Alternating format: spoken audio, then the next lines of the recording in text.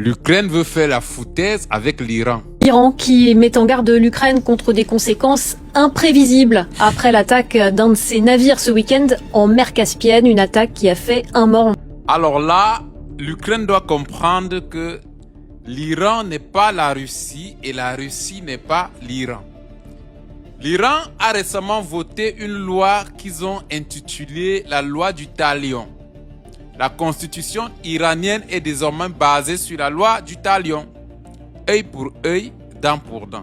C'est pourquoi j'ai dit l'Iran n'est pas la Russie et la Russie n'est pas l'Iran. C'est pas pour autant dire que la Russie soit faible, mais la Russie a une patience.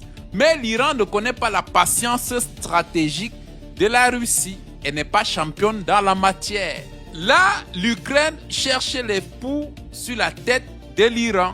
Et l'Iran, il ne faut pas l'oublier qu'elle est rancunière. Lorsqu'il s'agit de la réplique, elle ne laisse aucun repli. C'est du tic au tac, tu me fais, je te fais.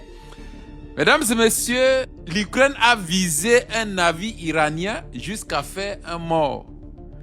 Ce qui est clair et sûr, si vous voyez la carte Iran, Russie, Ukraine, l'Ukraine n'est pas aussi loin de l'Iran. Et lorsque ça va commencer à pleuvoir, il ne faudrait pas que l'Ukraine crie au secours à gauche, à droite de l'OTAN. Parce que lorsque l'Iran va répliquer, ça sera sans réserve. À rappeler que l'Iran n'a pas de frères en Ukraine. Si la Russie émet des réserves dans ses répliques, dû au phénomène de « je suis frère avec l'Ukraine », avec l'Iran, ça ne fonctionne pas comme ça.